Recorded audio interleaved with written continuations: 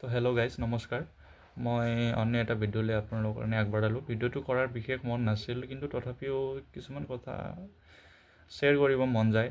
Share কৰিবলৈ কোনো নাই, সেইকাৰণে মই ইউটিউবৰ মাধ্যমেৰে কিছুমান কথা শ্বেয়াৰ কৰোঁ। সেইকাৰণে এই ভিডিঅ'টো মই ইউটিউবত সাঁচি থবৰ কাৰণে বনাই দিলোঁ, যাতে পিছত যাই মই নিজে চাব পাৰোঁ কিছুমান ভিডিঅ'।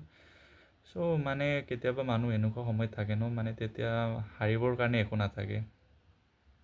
যিকোনো ক্ষেত্ৰত, চাকৰিৰ ক্ষেত্ৰত হওক বা অন্য এটা যিকোনো ক্ষেত্ৰত মানুহৰ লগত হাৰিবৰ কাৰণে একো নাথাকে, কিন্তু জিকিবৰ কাৰণে বাকী সকলো বস্তু থাকে।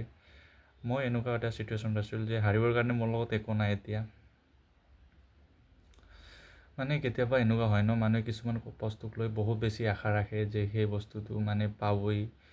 বহুত মানে বেছি এক্সপেক্টেশ্যন ৰাখে কিছুমান বস্তুৰ প্ৰতি। মই সেই বস্তুটো ৰাখিছিলোঁ চাগে, সেইকাৰণে এনেকুৱা এটা অৱস্থাত আহি পালোঁ। মানুহৰ লাইফত ছেকেণ্ড অপশ্যন থাকিব লাগে কিছুমান। যদি ছেকেণ্ড অপশ্যন নাথাকে তেন্তে মোৰ নিচিনা অৱস্থা হ'ব। সেইকাৰণে মই ষ্টুডেণ্ট হ'ল, যিসকল মানুহ বা যিকোনো ক্ষেত্ৰত হওক, অকল গভমেণ্ট জবৰ ক্ষেত্ৰত বুলি কোৱা নাই, অন্য কিছুমান ক্ষেত্ৰতো মানে ছেকেণ্ড অপশ্যন এটা ৰাখি চলক, যাতে পিছত গৈ তেওঁলোকক যাতে সেই কথাটো ৰিয়েলাইজ কৰিব লগা নহয় যে এইটো নহ'লে মই পিছত গৈ কি কৰিম। সেই কথাটো যাতে কাৰো লাইফত আহিব নালাগে। বাকী মানে কিছুমান বস্তু এক্সপেক্টেশ্যন বেছিকৈ কৰে মানুহে চাগে, সেইকাৰণে কিছুমান মানুহ হয়তো লাইফত বহুতখিনি পিছ পৰি যায়।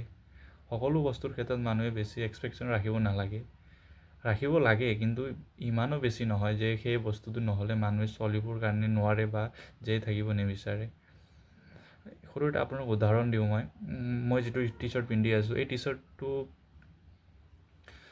আজি আমি যিমানেই নিবিচাৰোঁ কিয়, আমি সেই বস্তুটো আমি পাবলৈ অসক্ষম, কাৰণ আমি এই বস্তুটো বিচাৰি নাপাওঁ। কিন্তু দুদিন পিছত যেতিয়া আমি সেই বস্তুটো বিচাৰি পাওঁ, তেতিয়া আমি ভাবোঁ যে সেই টি চাৰ্টটো ইমান বেছি দৰকাৰী নাছিল যিমান আমি ভাবিছিলোঁ, বা এই টি চাৰ্টলৈ যিমান আমি আশা ৰাখিছিলোঁ।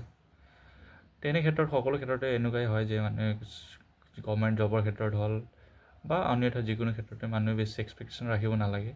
চলি থাকিব লাগে যি আছে নিজৰ লগত।